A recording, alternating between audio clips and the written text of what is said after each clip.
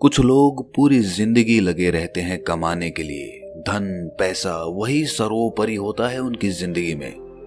उन्हें लगता है कि बहुत ज्यादा धन कमाने के बाद वो आराम से सुखी होकर अपना जीवन जिएंगे, लेकिन वही धन वही संपदा उसके बच्चों की लड़ाई का कारण बन जाती है। और वहीं दूसरी तरफ कुछ लोग अपना सब कुछ छोड़कर, अपना घर परिवार, अपनी धन संपदा सब कुछ पीछे छोड़कर संन्यास ले लेते हैं। उन्हें लगता है कि संसार को त्याग कर वो असल मुक्ति का रास्ता अपना सकते हैं, जीवन का असली सुख अनुभव कर सकते हैं। दोनों ही आदमी अपने अपने स्तर पर सुखी होने के लिए नाना प्रकार के प्रयास करते रहते हैं। एक धन संपदा इकट्ठी करता रहता है और दूसरा धन संपदा त्यागता रहता है। लेकिन सवाल ये है कि असली सुखी आदमी कौन है? वो जिसने धन संपदा इकट्ठी की या फिर वो जिसने धन संपदा त्याग दी? और अगर इन दोनों में से कोई नहीं, तो किस प्रकार का इंसान हमेशा सुखी रह सकता है? आज की जो बोध कहानी मैं आपको सुनाने वाला हूं, उसमें आपको ऐसे तरीके पता चलेंगे जो एक आदमी को असली सुख का अनुभव करा सकते हैं। इन तरीकों से जीवन यापन करने से आपको असली सुख के बारे में पता चलेगा, असली आनंद के बारे में, जिसे हम कहते हैं परमानंद, परमानंद, परमानंद। इससे पहले कि आप इस कहानी में खो जाएं, इस चैनल को सब्सक्राइब जरूर कर लें। तो चलिए कहानी शुरू करते हैं। जब किसी के घर में वैरागी मन का बच्चा पैदा हो जाए तो घर वालों को बहुत चिंता हो जाती है। घर वाले सोचते हैं कि ये संसार में कैसे जिंदा रहेगा, कैसे धन कमाएगा, कैसे अपना पालन पोषण करेगा, क्योंकि वैरागी मन का बच्चा अक्सर संसार से विरक्त ही रहता है। वैराग्य का मतलब ही अपनी मस्ती में खो जाना होता है। उसका इस संसार से कुछ लेना देना नहीं रह जाता। ऐसा ही बच्चा रामचंद्र का था। रामचंद्र एक गांव में रहा करते थे। रामचंद्र का गांव वेणुवन के पास था। उन्होंने अपने जीवन में बहुत धन संपदा कमाई। वो वहां के प्रतिष्ठित सेठ हुआ करते थे। लेकिन जब उनका पुत्र हुआ तो ज्योतिषियों ने बताया कि ये बच्चा आगे चलकर वैरागी हो जाएगा। वो ये सब धन संपदा त्याग देगा और ये धन संपदा यूं ही दान में चली जाएगी। ये सुनकर रामचंद्र बहुत चिंतित हो गया। जो धन संपदा उसने इतनी मेहनत से इकट्ठी की थी वो यूं ही दान में चली जाएगी, उसका बेटा वैरागी हो जाएगा। आखिर ये धन संपदा मैंने किसके लिए इकट्ठी की है? इसका भोग कौन करेगा? लेकिन जैसे तैसे रामचंद्र ने ज्योतिषियों से कुछ तरीके पूछ लिए कि वो अपने बच्चे को कैसे वैरागी बनने से रोक सकता है। ज्योतिषियों ने भी उन्हें कुछ तरीके बताए जिसके द्वारा वो श्याम को, यानी उनका बेटा, उसको वैरागी बनने से रोक सके। धीरे धीरे समय बीतता रहा और दुनिया अपने चलन से चलती रही। श्याम धीरे धीरे बड़ा होने लगा और उसके पिताजी यानी कि रामचंद्र फिर से धन संपदा और ज्यादा बनाने में जुट गए। श्याम के पिता ने श्याम के लिए किसी भी चीज की कोई कमी नहीं छोड़ी थी। हर इच्छा उसकी पूरी होती थी। वो उसको सुखी रखना चाहते थे। वो चाहते थे कि मेरे बेटे को दुख का अनुभव ही ना हो, तो फिर वो वैरागी क्यों बनेगा? लेकिन जब श्याम 7 साल का हुआ तो एक दिन उनके द्वार पर एक बौद्ध भिक्षु पहुंच गया। वो वहां पर भिक्षा मांगने के लिए आया था, लेकिन श्याम उसके साथ घंटों बातचीत करता रहा। उसके पिता को जब ये पता चला तो वो श्याम को डांट कर उस बौद्ध भिक्षु से दूर ले गए। वो सोच रहे थे कि इन भिक्षुओं के पास बैठकर कहीं मेरे बेटे का मन वैरागी ना हो जाए। इसीलिए उन्होंने बौद्ध भिक्षु को डांट कर वहां से भगा दिया और अपने बेटे को समझाते हुए कहा कि बेटा, मैंने तुम्हारे लिए किसी चीज की कोई कमी नहीं छोड़ रखी है। तुम इन भिक्षुओं के पास क्यों बैठते हो? क्या मजा आता है तुम्हें इनके पास? मैंने तुम्हारे खेलने के लिए नाना प्रकार के खिलौने ला रखे हैं, इतनी दासियां तुम्हारी सेवा के लिए लगा रखी हैं, लेकिन फिर भी तुम ये सारी भोग की चीजें छोड़कर इन भिक्षुओं के पीछे क्यों भागते हो? ये सुनकर श्याम ने कहा कि पिताजी, मैं इन चीजों से उकता गया हूँ। ये सब चीजें मैंने इतनी ज्यादा भोग ली हैं कि मेरा मन अब इनसे ऊब चुका है। मुझे कुछ और चीजें चाहिए, कुछ और आनंद चाहिए, कुछ अलग प्रकार का सुख चाहिए। अब श्याम तो बच्चा था। उसके पिताजी उसको इस बात का क्या जवाब देते? उनके पास इस बात का कोई जवाब नहीं बना। आखिरकार उन्होंने निश्चय किया कि वो उसके मनोरंजन के लिए और भी नई नई चीजें लेकर आएगा ताकि उसका मन वैराग्य की तरफ भटक ना सके। लेकिन जैसे जैसे श्याम बड़ा हो रहा था वो समझदार भी हो रहा था और अब उसे समझ में आ चुका था कि धन संपदा इकट्ठी करने से कोई सुख प्राप्त नहीं होता है, वो बस सुख की भ्रांति देता है। इसीलिए वो ज्यादातर अपना समय संतों और भिक्षुओं के साथ बिताने लगा। एक दिन जब उसके पिता ने उसे संतों के पास बैठे देखा तो उसका खून खौल गया। उसने सोचा कि मैंने जिंदगी भर जिस बच्चे के लिए कमाया वो भिक्षु बनने जा रहा है। मैंने उसको इतना समझाया, सारी सुख सुविधाएं उसके लिए हाजिर करवाई और फिर भी ये मुझे छोड़कर, मेरी संपत्ति को छोड़कर वैरागी बनना चाहता है। ऐसा वैराग्य में है क्या? उसका मन इस बात से बहुत ज्यादा दुखी हो गया था। इसीलिए उसने गुस्से में अपने बेटे का हाथ पकड़ा और सीधा उसे अपने घर पर ले गया। घर ले जाकर उसने अपने बेटे के चेहरे पर तमाच से एक थप्पड़ मारा। गाल पर थप्पड़ पड़ते ही कोमल स्वभाव श्याम के आंसू टप टप करके नीचे रामचंद्र के पैरों पर गिरने लगे। इसके बाद रामचंद्र को एहसास हुआ कि उसने बेवजह ही, बिना कोई बात ही अपने बेटे को यूं ही थप्पड़ मार दिया। उसने अपने बेटे को समझाते हुए कहा, मैं तुम्हारे आगे हाथ जोड़ता हूं। मैंने ये धन संपदा इसीलिए इकट्ठी नहीं की कि ये दान में चली जाए। मैं चाहता हूं कि तुम इसका सुख भोग करो। तुम मेरी संपत्ति को भोगो। तुम्हारे अलावा मेरा है ही कौन? इस संपत्ति का मालिक कौन बनेगा? और यही असली सुख है। पूरी दुनिया धन के पीछे भाग रही है और तुम्हें ये धन विरासत में मिल रहा है। इसका भोग करो।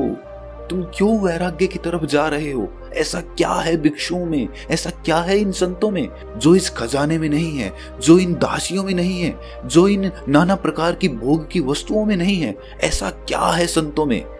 ये सुनकर श्याम ने अपने पिता से कहा कि पिताजी, मैं आपकी हर एक बात मानूंगा, बस आप एक बार आज शाम को मेरे साथ चलो।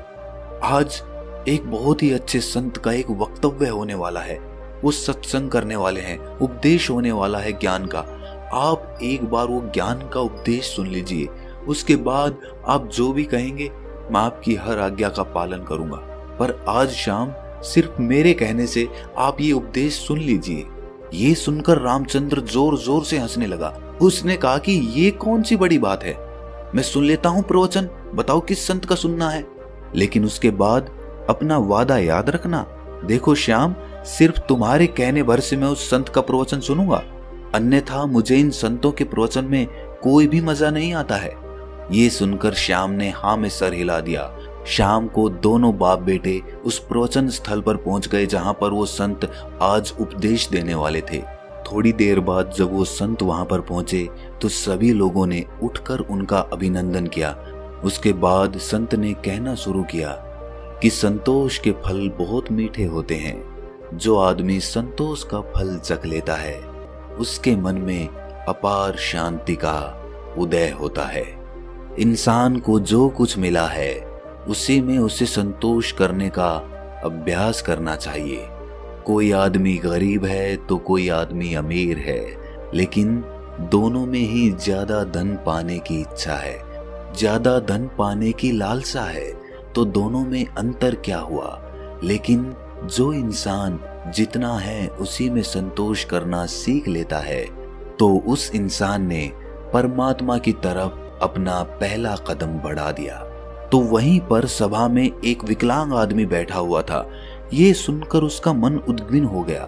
उसने तत्क्षण उस संत से पूछा कि हे महात्मन, आप कहते हैं कि संतोष रखिए, मैं किस प्रकार संतोष रखूं? मुझे भगवान ने क्या दिया? मुझे तो हाथ पैर भी सही सलामत नहीं दिए ताकि मैं अपना पेट भर सकूं। अब आप ही बताइए कि मैं संतोष किस प्रकार रखूं? कैसे मैं अपने मन को समझाऊं? ये सुनकर उस संत ने मुस्कुराते हुए कहा कि बनते, असंतोष रखने से क्या तुम अपने हाथ पैर वापस पा सकते हो? ठीक है, मैं कहता हूं कि तुम संतोष मत रखो, तो उससे क्या फर्क होगा, क्या भेद पड़ेगा? अरे तुम्हारे हाथ पैर तो फिर भी नहीं आएंगे, लेकिन असंतोष की वजह से तुम अपने मन को, अपने चित्त को दुखी जरूर कर लोगे। इसीलिए तुम्हारे पास कोई भी विकल्प नहीं है संतोष के अलावा। तुम्हें चाहे मजबूरीवश या अपने मन के अनुसार ही संतोष पैदा करना होगा। उसी संतोष को पैदा करने के बाद तुम अपने मन की शांति प्राप्त कर सकते हो।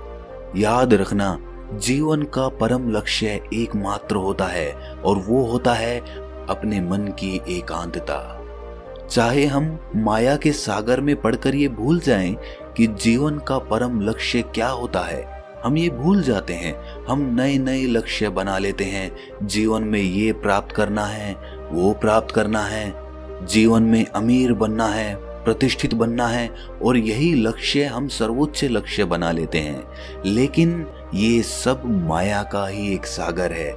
लेकिन जिस दिन तुम माया के सागर को पार करके दूसरे किनारे पर पहुंचोगे, उस दिन तुम्हें एहसास होगा कि जीवन का परम लक्ष्य एक ही होना चाहिए, और वो है मन की शांति, मन की एकाग्रता, मन की एकांतता। और जब तुम अपने मन के एकांत को पहचान लेते हो, उसे अनुभव कर लेते हो, उसके आनंद को चख लेते हो, तो फिर व्यर्थ के लक्ष्य, व्यर्थ की चिंताएं, सब कुछ पीछे छूट जाता है और बच जाती है एक चीज, और वो है मन का एकांत। इसके बाद उस संत ने उस विकलांग आदमी से पूछा कि चलो तुम ही बताओ, अगर तुम्हारे हाथ पैर होते तो तुम क्या करते? क्या तुम उस वक्त खुश रहते, सुखी रह सकते? जरा सोचो, अगर आज तुम्हारे हाथ पैर आ जाएंगे तो तुम अपने जीवन में नए लक्ष्य स्थापित कर लोगे कि मुझे ये बनाना है, मुझे ये चाहिए, मुझे वो चाहिए, और उसके बाद वो नहीं मिलेंगे तो फिर से मन में असंतोष पैदा होगा। असंतोष का हमारे शरीर से कुछ लेना देना नहीं है, उसकी उत्पत्ति तो मन से होती है, चीजों का भराव तो मन से होता है। अक्सर मैंने विकलांग लोगों को हंसते हुए देखा है और हट्टे कट्टे तंदुरुस्त लोगों को रोते हुए देखा है। तो संतोष और शांति का आपके शरीर से कोई लेना देना नहीं है। अपने मन को परिपक्व कीजिए, अपने मन को समझाइए, विवेक पैदा कीजिए कि माया के सागर को पार करके मन की शांति तक कैसे पहुंचना है। और माया को समझने के लिए हमें कोई वैरागी नहीं बनना है। वैराग्य तो छोड़ना होता है, छोड़कर भाग जाना होता है। हमें पहले माया को संसार में रहकर समझना होगा, और जब हम माया को समझ जाएंगे तो उसके बाद हम सुखी मन से, तृप्त मन से संन्यास या वैराग्य धारण कर सकते हैं। माया में जकड़ा हुआ आदमी सुख संपत्ति को ही असली सुख समझता है। संपत्ति, धन, प्रतिष्ठा, यही उसके लिए सर्वोच्च होते हैं। लेकिन अगर वो अपना विवेक माया से कभी ऊपर उठा पाया तो वो जरूर ये एहसास कर पाएगा कि असली सुख और असली आनंद का इस धन संपदा से कोई लेना देना नहीं है। वो तो निरंतर है। वो परमानंद तो किसी चीज से जुड़ा हुआ नहीं है। वो तो सिर्फ परमात्मा के लिए है, उस शाश्वत सत्ता के लिए है जो उसको माया से पार उतार रही है। प्रभु का स्मरण या कहें कि ध्यान, ये दोनों चीजें आपको माया से ऊपर उठाकर एक नया नजरिया प्रदान करती है, और वही नजरिया परमानंद का होता है। ध्यान और प्रभु के स्मरण के अलावा अगर हम प्रेम का रास्ता चुनते हैं, दिव्य प्रेम का, तो भी हम उस परमानंद को हासिल कर सकते हैं। और प्रेम का रास्ता ध्यान के रास्ते से कहीं आसान है। इसीलिए दिव्य प्रेम का अभ्यास कीजिए। वो प्रेम जो किसी चीज से जुड़ा हुआ नहीं है, जो स्वतंत्र है, जो आजाद है, जो सभी प्राणी मात्र के लिए है। 3 रास्ते जो माया से ऊपर उठाकर परमानंद की स्थिति प्रदान करते हैं, ध्यान, प्रेम और प्रभु का स्मरण। आप कोई भी रास्ता अपना सकते हैं, सभी रास्ते एक ही मंजिल पर पहुंचते हैं। आज की युवा पीढ़ी अक्सर अपना समय गीत सुनने में लगा देते हैं, फिल्मी गीत, सिनेमा इत्यादि में अपना समय बिताते हैं। लेकिन हमारे पूर्वज हुआ करते थे जो सुबह और संध्या दोनों वक्त आरती और भजन किया करते थे, ढोल बजाते थे, कुछ लोग गाते थे और साथ मिलकर भजन कीर्तन किया करते थे। एक सत्संग होता था। लेकिन आज की युवा पीढ़ी इन सब चीजों को पीछे छोड़ चुकी है। भजन, आरती, कीर्तन, सत्संग इत्यादि करने से क्या होता है? आप उन लोगों को अंधविश्वासी कहते हैं। क्या आपको इसके पीछे का विज्ञान पता है कि भजन कीर्तन करने से मन के कौन से द्वार खुलते हैं? चलिए मैं आपको बताता हूँ। जब भी हम कोई भजन कीर्तन करते हैं, उसमें शामिल होते हैं, तो उसमें हमारा चित्त शामिल हो जाता है। कोई आदमी बजा रहा होता है, कोई गा रहा होता है, कोई ताली बजा रहा होता है, और इस भजन और कीर्तन के साथ अपनी जिंदगी के अतीत की चिंताएं पीछे ही छोड़ देता है और उसी भजन में उसका मन लग जाता है। वो मन धुल जाता है, वो मन पवित्र हो जाता है, जैसे किसी ने हमारे मन को साफ पानी में धोकर बाहर निकाल लिया हो। ऐसे ही क्षण होते हैं ध्यान के, और वही क्षण भजन कीर्तन और सत्संग में मिलते हैं। इसीलिए आज के बाद कभी भी ये मत सोचना कि भजन कीर्तन और सत्संग सब व्यर्थ होता है। व्यर्थ कुछ नहीं होता, व्यर्थ होती है हमारी सोच।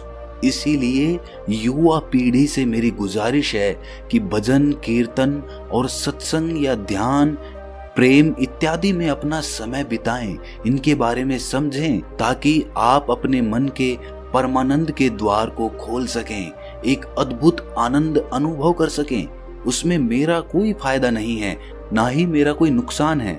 मैं तो बस ये चाहता हूँ कि जो स्वाद मैंने लिया, जो स्वाद मैंने चखा, जो मुझे अच्छा लगा, वो दूसरे लोग भी चख सकें, वो भी उसका स्वाद उठा सकें।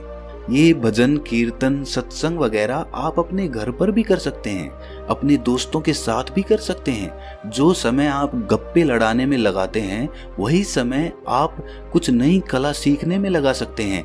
आप ढोल बजाना सीख सकते हैं, आप कोई भजन याद करके उसको गाना सीख सकते हैं। इससे आपकी कला तो निखरेगी ही, साथ ही आपके मन भी धुल जाएंगे।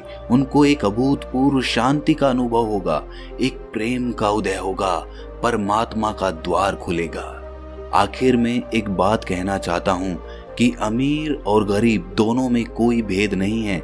जब तक आदमी माया के सागर को पार करके परमानंद की अनुभूति नहीं ले लेता, और जिस आदमी ने परमानंद की अनुभूति ले ली, ना तो वो गरीब रहता है और ना ही वो अमीर रहता है। वो सम्राट बन जाता है, क्योंकि उसने वो चीज अनुभव की है जो एक अमीर और गरीब दोनों में से कोई नहीं कर पाया। इसीलिए एक मध्यम वर्गीय आदमी जो कि मेरी ये वीडियो देख रहे हैं, वो भी इस माया के सागर को पार करके परमानंद को हासिल कर सकते हैं। बस उन्हें अपने मन को एक नई धारा देने की जरूरत है, एक नया रास्ता दिखाने की जरूरत है। उसके बाद आप अपने व्यर्थ के लक्ष्य छोड़कर उस लक्ष्य की तरफ चलेंगे जो वास्तविक है, जो वास्तविक आनंद प्रदान करता है। और उसके बाद आपके मन की सारी भ्रांतियां टूट जाएंगी कि असली सुख कैसे प्राप्त किया जाता है। तो दोस्तों, कैसी लगी ये कहानी आपको कमेंट सेक्शन में जरूर बताना, और अच्छी लगी तो इस चैनल को सब्सक्राइब जरूर कर लेना। तो मिलते हैं अगली कहानी में, तब तक के लिए अपना ख्याल रखें।